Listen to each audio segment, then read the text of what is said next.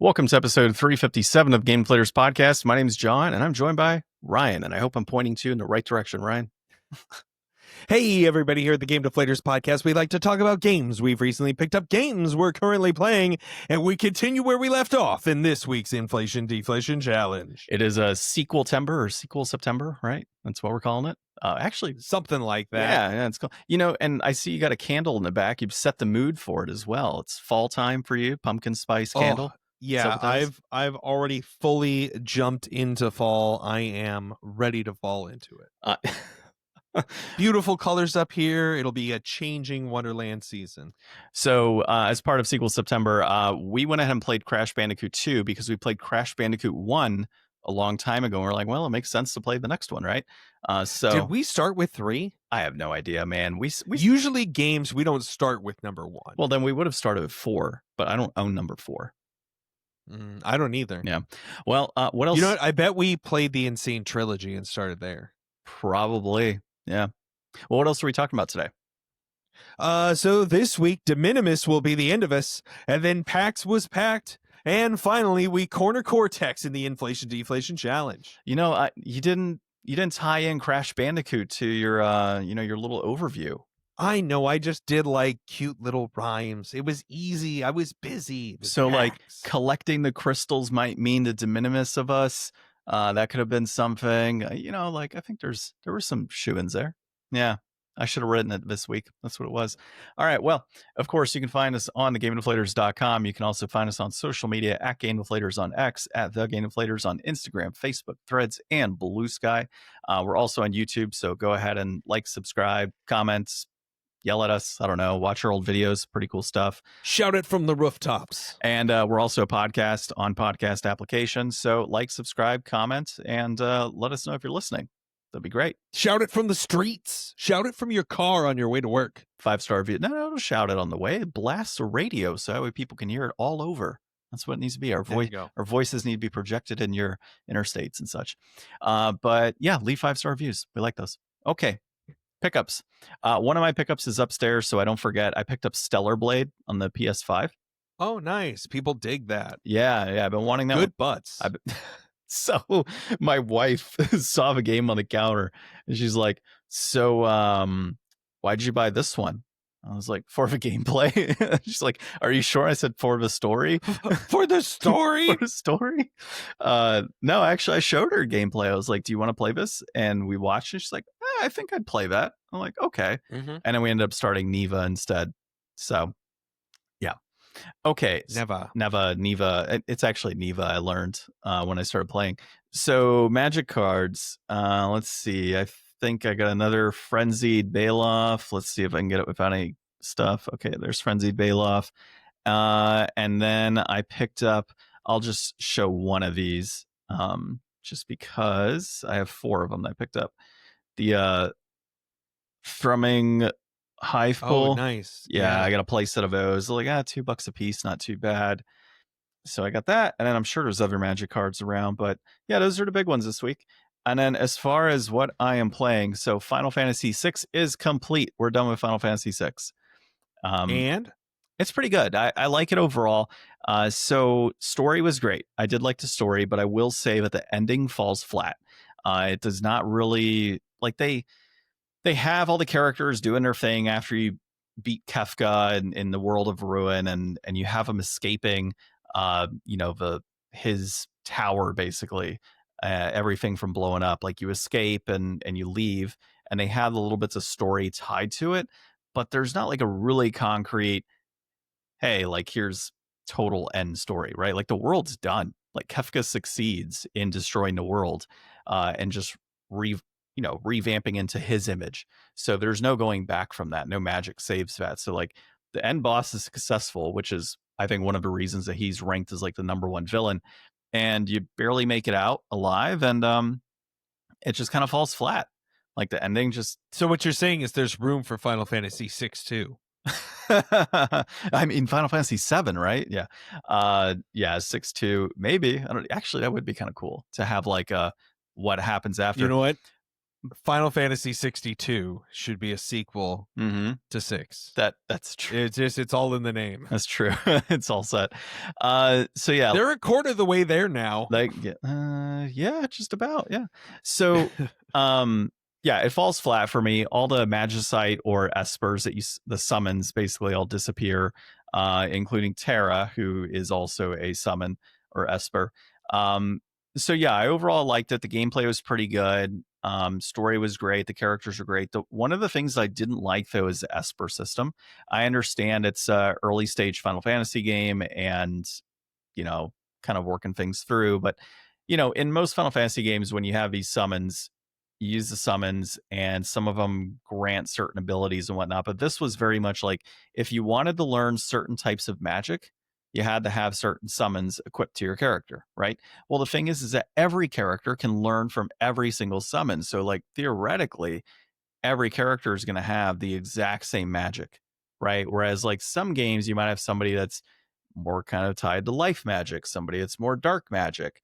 You have certain types of fighters versus a different type of fighter that's going to be like the abilities are different for each type of individual, so the game offers a little more individuality for the different characters that you're playing. So when you're thinking of a party, you have to think more strategically of, well, I need this person because they're very good at healing, I need this person because they're great at attacking, and this person's kind of at middle range, can do a little bit of everything, right? So you kind of have to think those things through.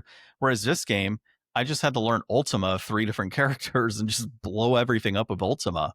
And that was about it. So everybody had Kiraga, everyone had Ultima, everyone had a crap ton of MP, and I just kept blowing things up with Ultima towards the end of the game. I mean, that's like, see, that's why it's the best time to leave a video game is like, all right, what's left? The final boss? Okay, let's go get Knights of the Round. All right. Like, that's where I stopped playing Final Fantasy VII, because it's just like, I don't need that. I'll concede. You know what the end is going to be. I'll concede on that one. Like that one, I do kind of agree. Like we probably could have stopped playing and been like, you know what? That was a great game. I don't have too many things to worry about now. Yeah, so ultimately they don't really defeat him. Have you seen Sephiroth? He's in all the media still. He just came out in the card game. That's true. Like, did they really defeat him if he's still like coming out? Did Aeris really in Kingdom Hearts? Did Aeris really die? Like, you sure about that? Right. Yeah. I don't know. Yeah, she was definitely an extra in this other thing I saw. Yeah, she's Kingdom Hearts and card games and all that. Yeah, I totally get it. Probably in the Cloud deck as well. It's insane. Right. Insane trilogy, right? That's part of what we're talking about here. So, all right. So beyond that, playing Witcher, and Witcher is still pretty good. I'm enjoying it. I'm not progressing as fast as I'd like to. So I'm kind of considering tomorrow, if it being Labor Day, taking my son to daycare and just like throwing 6 hours in The Witcher. And is Gwent in that one? I think so. Or is that in a later one? Let me see. I'm pretty sure. I saw the physical Gwent game at PAX, and I didn't go over it. I should have. Witcher 1. Yeah, you should have. Gwent was not featured in the original Witcher 1. Instead, its first appearance is in Witcher 3. Yep, so no. Oh, it's not even until 3. Okay. Yeah. I thought it was like a part of like the whole franchise or something. Oh no, that's what the AI thing just said, so maybe it's wrong. And then of course I said we're playing Neva, so my wife and I are about 40 minutes into Neva so far.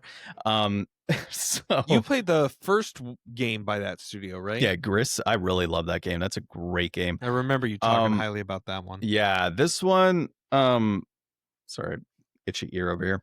So I don't know. Like so far, I like it personally. My wife, as she's sitting through, is like, so when does it start?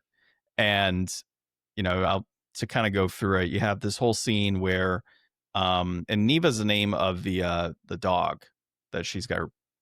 Whatever hound that has, it's like an elk. It's like an elk dog thing. It's really interesting. So the mom. This is my elk dog thing. That's a cat. So it is white though, so that's kind of close. So the mom of the Neva dies at some point fighting off these shadows. So spoilers now, right? And you kind of wake up in this. It says summer, and it goes by the season. So there's 4 chapters that go by the season. And so we spent the first 20 minutes like literally just running from one point to another point, like nothing was happening. And it was more so just, I think, setting the tone for the world and the artistry of it, right? It's like very watercolor based. It feels like you're playing a painting, to be honest. And so my wife just wasn't feeling that. And then we got into some of the action, right? We got into slashing different shadow creatures and such, and like shit was actually happening. There was a boss fight that we ran from. So it took a little bit of time to get into it. But when you consider a game is only a 4-hour game, and we spent like 40 minutes getting to that one part and nearly completing that first chapter, I don't know. We'll see how it goes, but it's artistically, I love it. It looks great. Gameplay wise, it's okay so far. There's been some minimal puzzles that are tied to it. There's been a little bit of combat, and then it feels very much like Eco. You know, when you had to call, I forget what's her name in Eco, but you know, having to call her from like one place to another since she can't see. It feels kind of like that. Like you'll jump to different platforms and you'll call for Neva, and Neva will jump. Or if there's like shadows that kind of come about, Neva gets scared and has the tail between the legs, and you'll walk over and hug the creature. Oh, so it's like they made that other one, the Ico group with Shadow, the Beast. Well, Shadow Colossus and Last Guardian, yeah. And then Last Guardian, that's the one, yeah. Yeah, so it's pretty cool. I like it overall. So we'll see how it goes, but we played 40 minutes, and the video's on YouTube of our gameplay. So if you're interested in checking that out, go ahead and check it out. Neva. All right. So, all right. What about you? All right. Oh, so that first pickup. Okay, go on. Yeah. So, all right. It's PAX weekend, but Friday night, I get home. I put on YouTube. I have been slowly collecting over time. I've got a list of almost 500 watch later videos now. Who knows if I will ever watch them? That's for later. And so I decided to put it on shuffle, and across my playlist comes a video by a channel called Left Burst. He's pretty big. I think he's got like 900,000 plus subscribers. But he is the biggest name in YouTube for Beyblade in North America. If anybody is unaware of Beyblade, it is a wild anime where instead of like how in Yu-Gi-Oh! Cards rule the world, it's like imagine if there were like children with spinning tops that could like take out the police or like rival the military with their Beyblade powers. Is it seriously the concept? Oh, it's wild. There's like evil Beyblade associations and stuff. I am writing down Beyblade is a must watch. Yeah, the original Beyblade is a wild trip. So this is a Beyblade for anybody who doesn't know. It is a spinning top. These are the new ones. Back in my day, bought a damn Beyblade? Dude, I bought 2. Did you buy the container to battle? No, I didn't. So I can't practice. There's an oversight on my part. I knew that I was like, so it was Friday night. I watched this video where he went, like, he lives in somewhere on the East Coast, I think. And he went to like Anime Expo or some big con in LA that was having a Beyblade tournament where the winner would get to go to Tokyo. Okay. For the Beyblade International Championship. Okay, that feels a little better overall, because I remember my brother playing Beyblade and we were like 12. Yeah, same. So it's like he went there, he waited in line until like 3 a.m. They went into the event. There was like rules where it's like, oh wait, the line's not going to start till 11, so everybody who wanted to compete was just like walking in a circle around the place where it was going to be. And he didn't even get to compete because he was on like the other side. But then he showed them like his sub count. They were like, oh, dude, come in. And they gave him like a shirt and made him media. So there's like competitions for this. So I was just like, you know what? I live in Seattle. That's a big city. I'm going to Google, is there a Beyblade scene in Seattle? Boom. Discord. Join the Discord. Was just kind of lurking around, and I guess that people have like automated messages that probably send out to people that, or they're chronically on it. But yeah, I jumped on and people were inviting, and I was like, okay.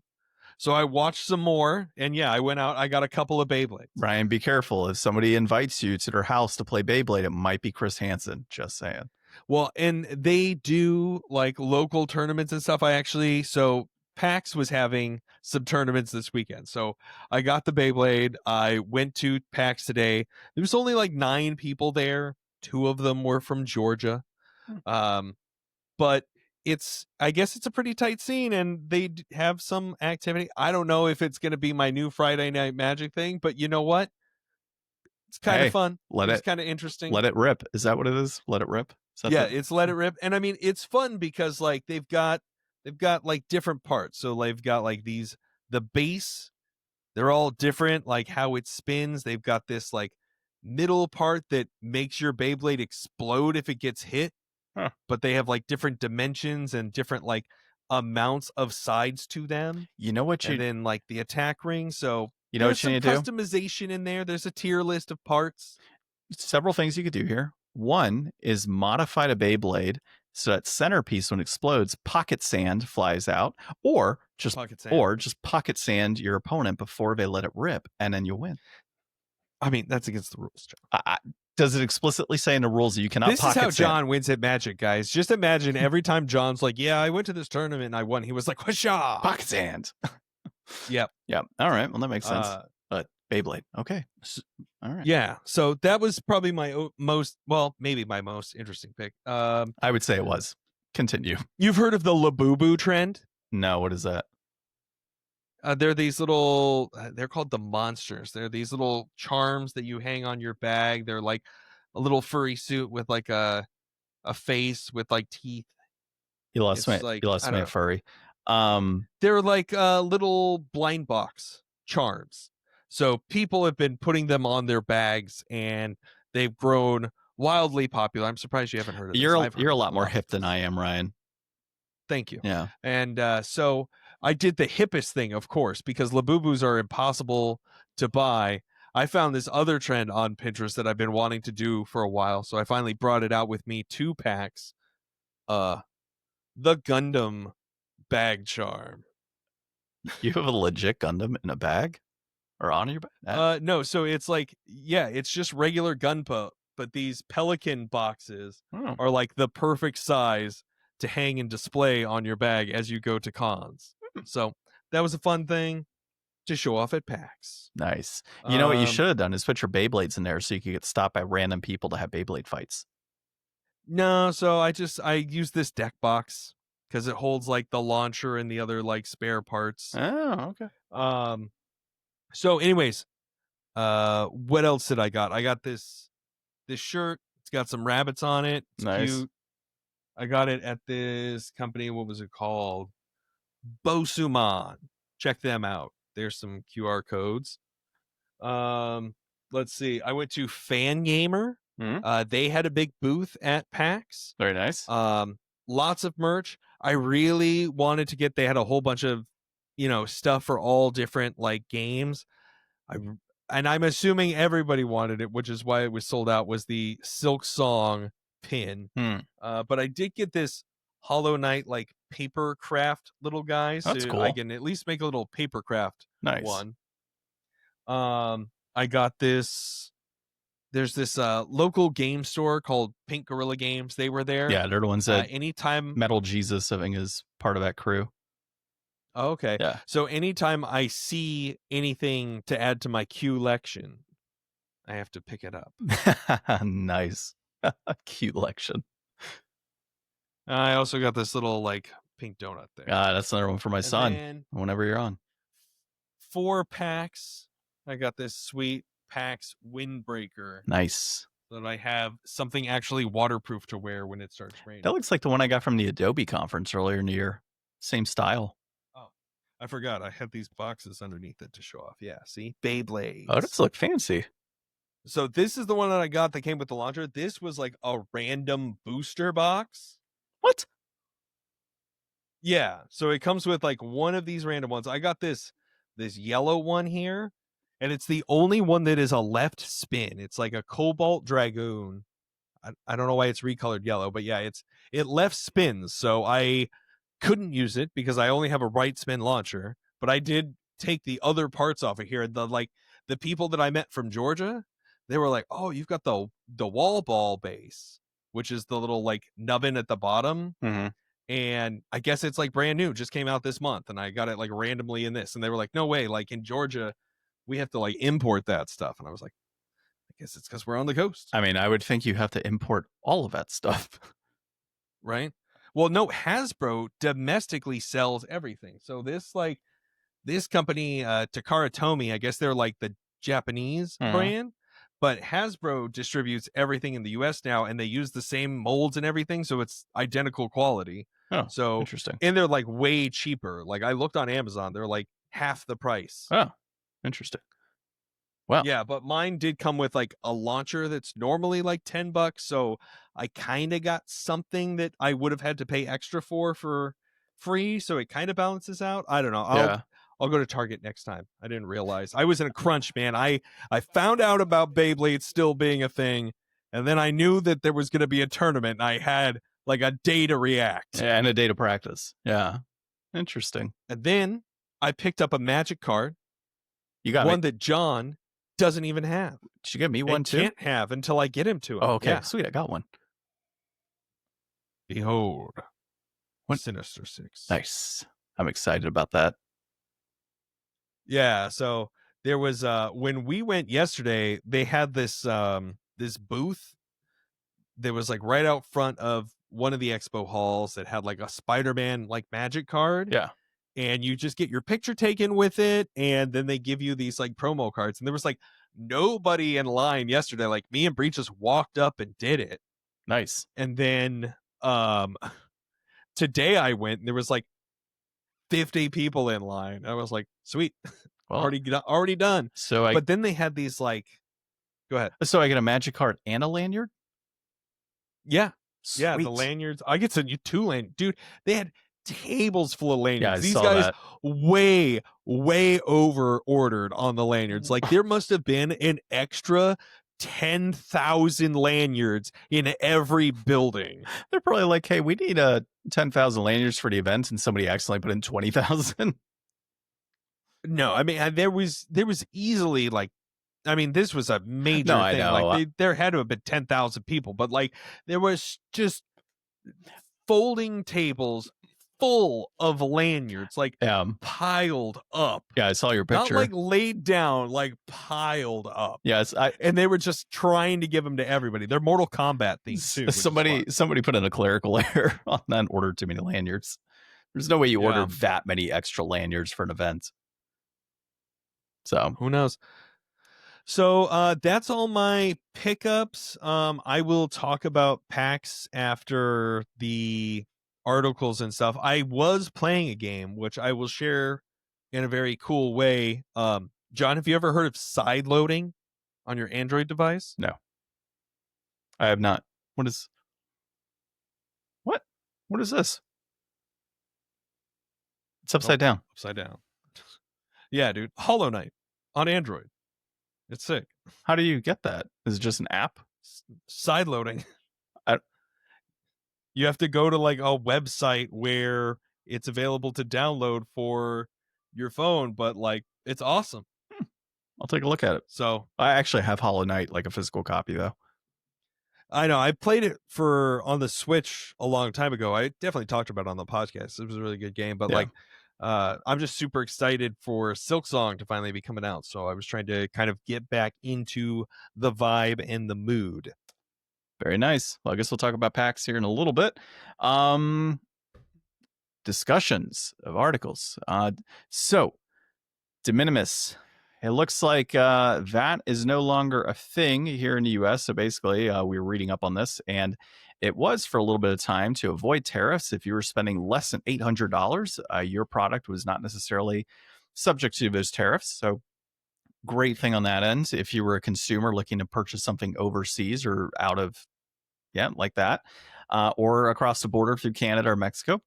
And that's now gone. So we have a little update here from VGP as well as PlayAsia. VGP has essentially stated that they're going to be looking to get direct shipments through the United States. So that way, any sort of tariff is not going to affect its consumers. But in the meantime, anything that's being ordered through Canada, VGP is eating the cost on those tariffs. Whereas in PlayAsia, it's a totally different situation where they're like, nope, at checkout, you're going to see the tariff costs and everything tallied into your overall purchase. Some of the earlier comments I saw said, well, that's a good reason for me to not pay 30% more on my video games or to cut 30% of my spending. So, yeah, so I mean, kind of crappy. PlayAsia, of course, is not going to be eating those costs. VGP does plan on doing so. So kudos to VGP. I In think that they respect. said that they were just going to be eating them like for the existing orders. Well, I don't believe it was that. We can double check on it.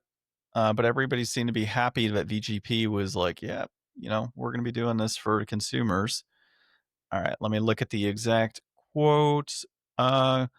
Current products and shipping costs are not affected by new regulations. They're subject to change at any moment.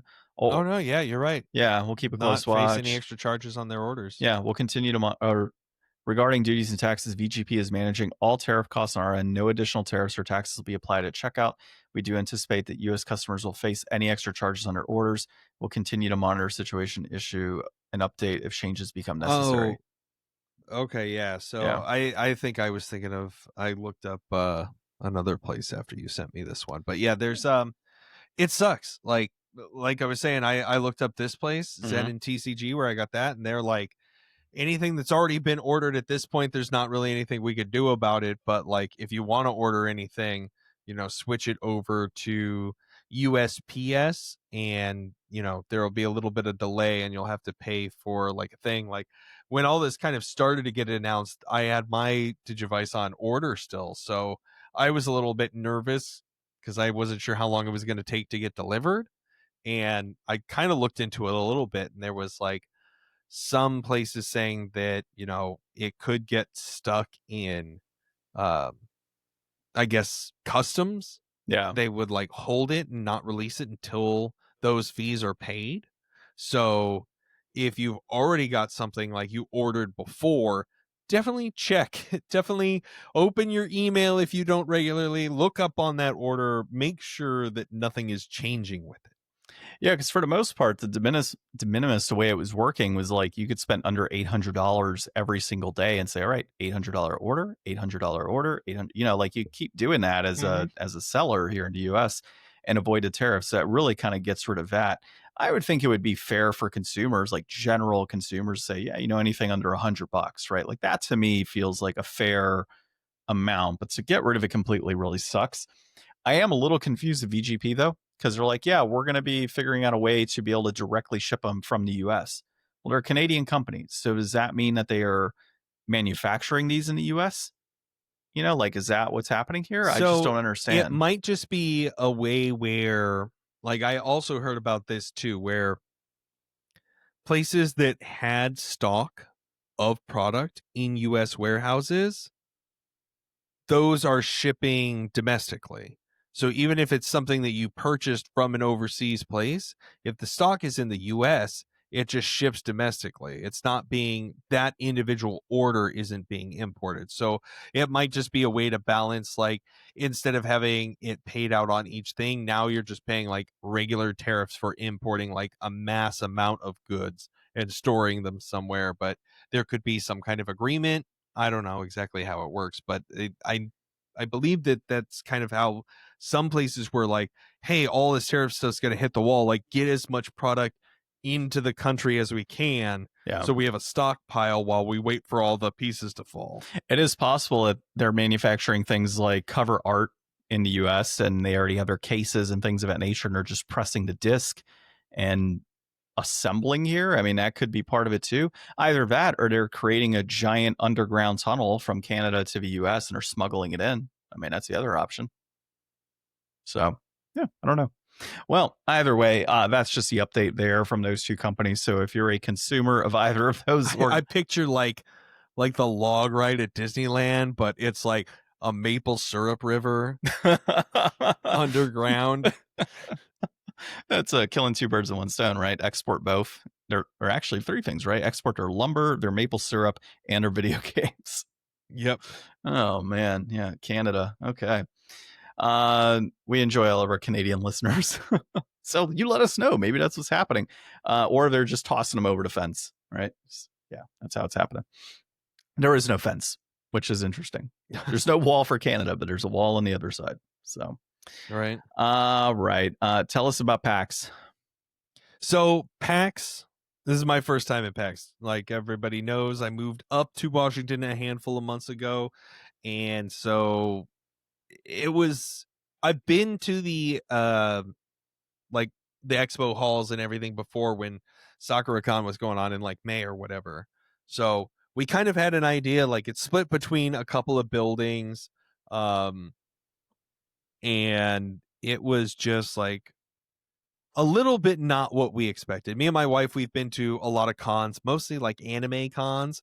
So we're always super excited to go like see the, vendor hall and check out all like the cool merch, and then go hit up Artist Alley and find a bunch of cool handmade stuff.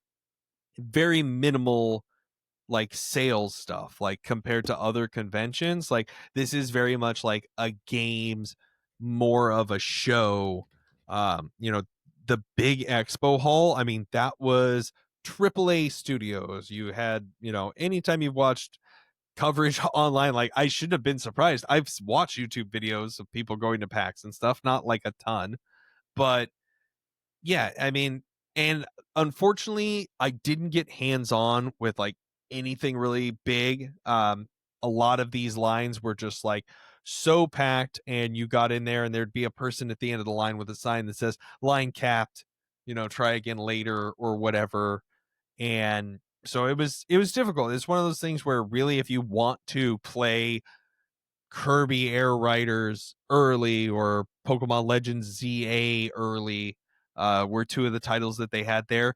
You could wait in those big ass long lines, but it's like honestly, for like to play 30 minutes of Pokemon a handful of months early, I'd rather walk around and check out some other stuff because I'm only going to be there for like 2 days. Like next time I might even do just like, probably still just 2 days. It's expensive for those tickets.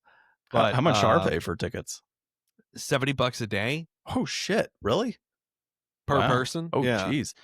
So I'm looking at it. Apparently PAX used to stand for Penny Arcade Expo. I don't know what it stands for now, but yeah. Penny Arcade is webcomic. They got it started. It was like Penny Arcade was like really peak when I was in high school, which makes sense if this is PAX's 25th year, and this is like their home, like it's welcome home to PAX. But it was really cool. So some stuff that we did get to see, I mean, like in the expo hall, they had like all the big games. They had like Borderlands 4, which was wild. They had a like rage room attached to their like that's cool exhibit booth area where they would like somebody would be in there like decked out, and you just like from like halfway across the room just hear somebody just with a bat smashing shit. Well, I would have done that. So that would have been cool. Yeah, that brought me over there. There's a big line for that too. Path of Exile was there. There was a couple of Switch 2 booths. I mean, there was so much stuff. Larian Studios was there showing off stuff. There's a giant Escape from Tarkov thing. Loads and loads of really cool games and stuff. I met with a whole bunch of different people, played, some indie games, got to talk to some indie devs, got a bunch of people's cards. Hopefully we can reach out and get people on the podcast so that you guys can hear about a lot of what's going on. Some stuff that was pretty fun, like where's that one? Just came out today. I want to shout them out because I have a corgi. Corky's Cozy Hike just launched today. I actually saw a preview of that recently. That's cool. Mm-hmm. I played this fun little card game. I got like this little signed card to try to entice me to buy. I saw a really cool card game that's this guy and his brother from Arizona made. It's like a Japanese language learning Japanese card game. Oh, that's cool. That looked really cool. So yeah, there was just so much games, tabletop card games, other board games, video games, indie games, AAA games, all the games. There was so much games. There was a little arcade. Was it a penny arcade? right? We went to a couple of panels. We went to the first thing that we did when we got there yesterday, we went to the Claire Obscure Expedition 33 voice actor panel. Nice. It was really cool. And they had like Ben Starr and a couple of the other like main voice actors, and also some of the mocap actors. So it was really cool. Like the mocap is not something that you really like get to hear a lot about and a lot from, but it's very interesting how they are kind of the first ones to be those characters. Like they're both physically embodying those characters, but they're giving their own performance to be that character. And then the voiceover actor will come in and, you know, lay down their professionalism on top of that. But it was very insightful, very fun. Ben Starr, like I said, he was the host, and he's a dream. Everybody loves him. So getting to listen to him was cool. Mark Whitten, who we had on the podcast, a voice actor, he also does the mocap stuff. He's episode 219, our interview of him, and he's the one that does Demon Slayer and Genshin Impact, along with other games. Yeah. Puppeteer, mocap, voice actor, there's a lot of stuff. Yeah. Let's see here. So what other games did I see? There was this really cool guy, Indie Apocalypse. He's like a solo man operation, and he sells indie games in cassette tapes with like a cover art, but it's on like a little flash drive in the cassette tape holder or case. And every month he like commissions a game and releases one under this Indie Apocalypse label, but then also he releases like other indie games. Like the one that I saw was I think it's like Shotgun King or something. It's some like weird chess game that I've seen online advertised somewhere. That's pretty cool.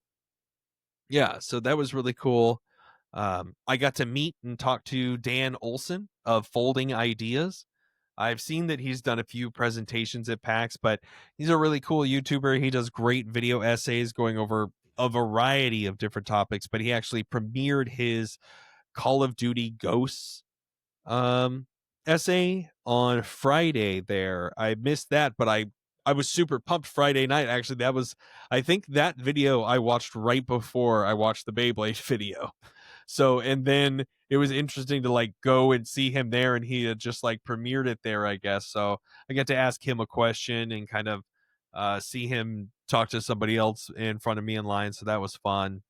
Overall, it was a really, really good time.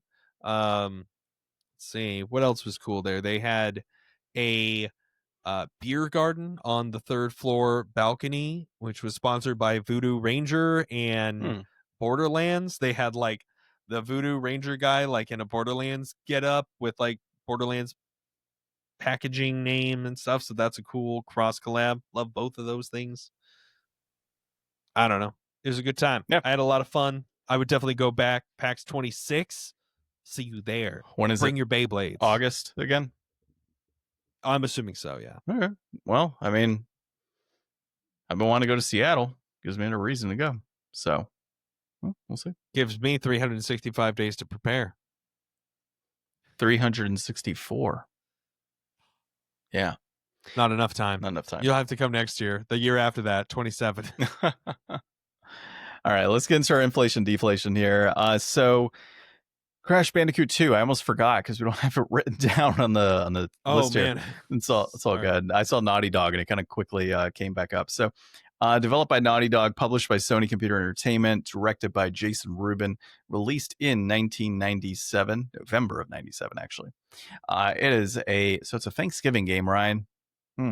You know what we should? I'm thankful. You know what we should do one year? We should just do an entire month where we play games that were released within a certain month of the year. That'd be kind of cool.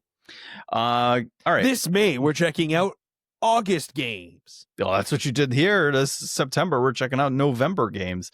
All right. So it's a platform. Reception is around an 8 out of 10 overall.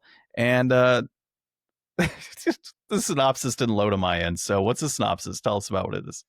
All right. So in Crash Bandicoot 2 Cortex Strikes Back, Dr. Neo Cortex, having plummeted back to Earth after his defeat from Crash Bandicoot 1, finds himself trying to take over the world again. So he, same old tricks. He tricks Crash into collecting crystals for him, telling him that it will prevent an alignment of the planets that would destroy the Earth or something. But instead, he's actually going to use those crystals to try to enslave everybody on Earth and rule it. And so you're Crash. You're 25 slave crystals. That's what you're collecting. Mm-hmm. Yeah. So you're trying to, do the Crash thing, break all the boxes, run through all the levels, beat your best time, get all the onks, get all the gems. It's one of those things I could never be bothered to do. Crash games are, for me, they're games that I play, but not games that I play all the way. Like, I don't know, sometimes like these older games where it was kind of like, old games were points. You played for points. Like, that's what you were there for. You were there to win the match or the race or get the highest score. And it was kind of all about that. So Crash is like, all right, it's a platformer, it's got like a story, it's got fun levels and stuff to interact with. But like, really, the way you play Crash is you break all the boxes and then you speed run doing that until you've gotten all of the checklist things for every level. It's not about going and finding the hidden secret thing so that you unlock the next thing. It's no, do it faster, no mistakes. So that's just very not how I play games. I like Crash, but in a very casual way. Well, this one is a little bit more casual. So in this game, one of the things that differs from the first one is the ability to backtrack within levels. So you could theoretically collect stuff, a little differently. You do have that going for you. This game also brought in more features with Crash. So being able to, flop down on boxes is one thing. The slide is another thing. God, I don't remember offhand all of them, but there's several things that Crash does in this game that he doesn't in the other games. And then it has a little more options, right, in terms of these warp zone or warp rooms. So within this game, you've got 5 warp rooms, each representing a different type of area. So like the first one's jungle. I think the second one is snow, and so on for all of them. One of them's like sewers. I think it's the last one is sewers. There's a mountain one, I believe, and I forget the other. But in these terrain-based areas, you don't have to go with like level 1-1, 1-2, 1-3 for that warp room. You could theoretically start at 5 and choose your way around. Yeah, it's a little choose your own adventure, right? But to the point you made, you do kind of want to go through them fast if that's the type of gamer you are. I enjoy blazing through these games. I did so in this one as well. And then the collecting of things, you're collecting gems as well as crystals, the crystals being the main part of the story. When you collect the crystal within each of those, it goes and creates a boss battle that is brought in by, I forget his name, but Dr. Cortex's Engine is the one in the space station. It is Brio. Yeah, Brio. So his original assistant, who is pretty much telling Crash, like, don't collect the crystals because Cortex isn't up to any good. And he ignores it, of course. And so Brio is the one that's like sending the different types of enemy or bosses to try and stop Crash from moving forward to crystals, knowing what Cortex is planning to do, or assumes what Cortex is planning to do. And this all stems from, Crash needing to get batteries for a laptop, right? Yeah, that was the wildest part to me, is just that, like, man, you used to have removable batteries and like a spare one on the deck. You could, like, yeah, and that's now true. It's just like, nope, it's integrated. Not happening. You could theoretically just take off there's usually a little thing, a panel in the back that sometimes will have a battery, and you could take it out that way. So batteries are smaller nowadays. They're not bricks. So my thoughts overall in this game, I like it. It's Crash Bandicoot. The first 3 games are gems, in my opinion. I've played these multiple times over the years, beaten them multiple times. They're really quick. 3's my favorite.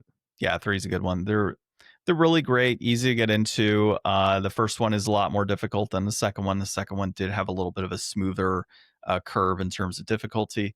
But overall, I mean, for me, these are classics. They're well worth the gameplay, and 8 out of 10. I mean, honestly, that's a little low. I'd go size 9 out of 10 on these.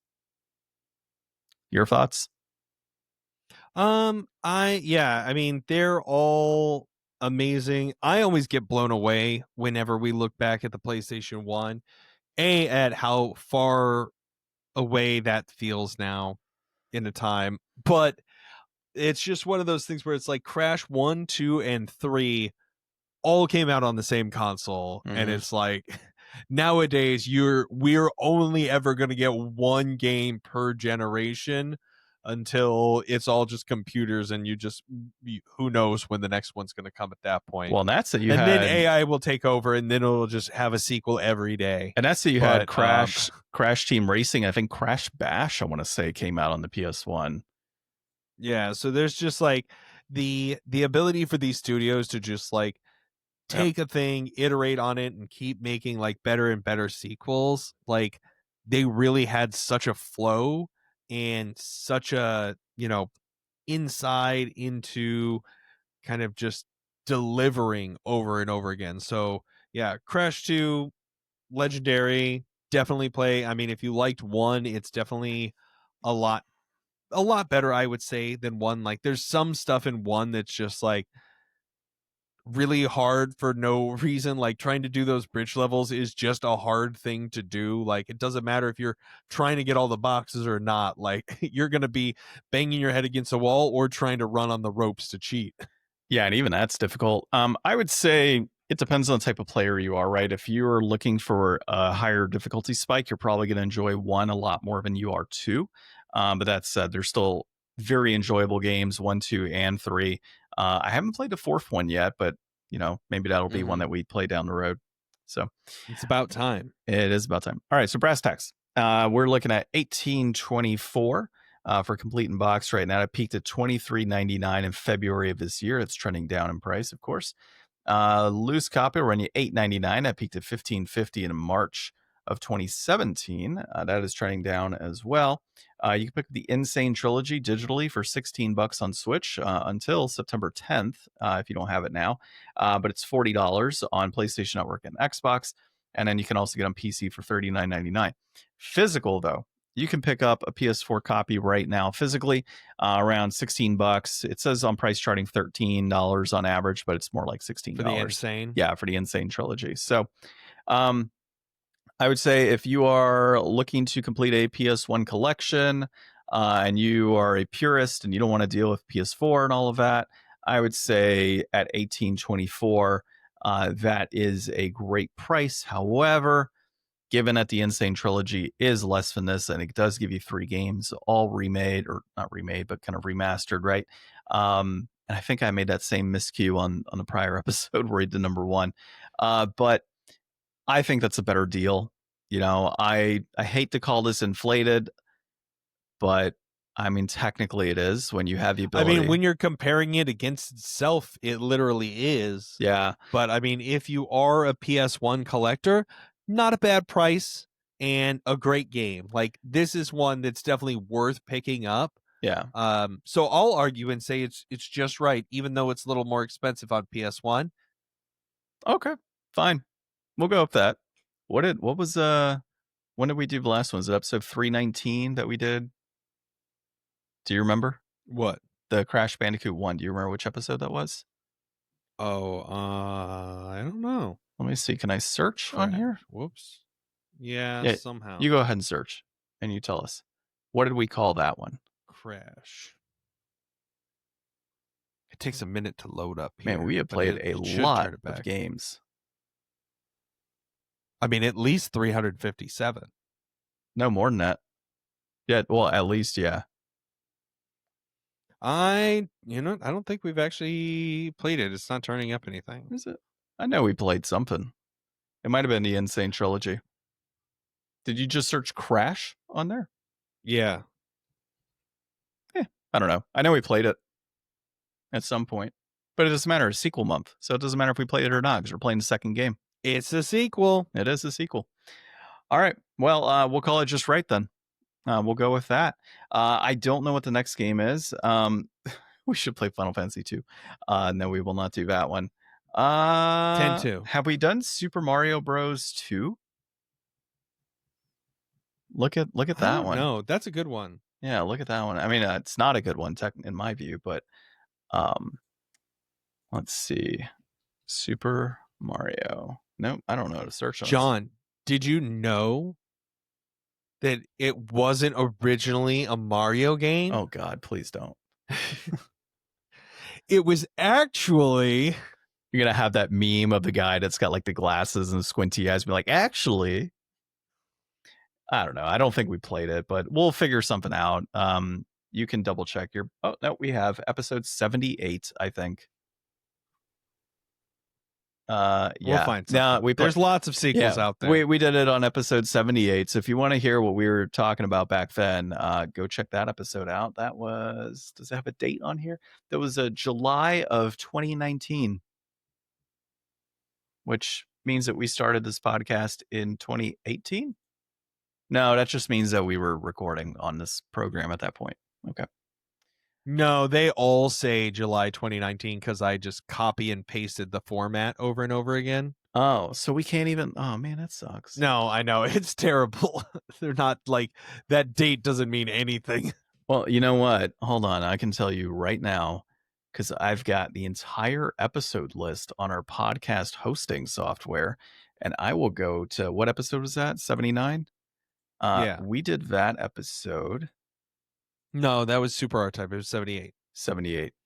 We did episode 78 in May of 2020. May 4th, actually, which means we missed an opportunity to do a Star Wars game. Yeah, that's exactly what I was thinking. So we should have saved it for like Mario Day or something, because May 10th. No, wait, Mario Day is March, right? Mario would be cool with a lightsaber. Yeah, we missed it. We did Final Fantasy demo, but the Final Fantasy 7 demo on March 9th, which means we could have done like a Mario Day game. Man, we really screwed up our timing on this. My pickup was the Final Fantasy 7 remake for that Mario 2 episode. Oh, was it? Interesting. Mm-hmm. Well, until then, this has been episode 357 of the Game Deflators Podcast. My name is John. I'm Ryan. And thanks for listening and watching.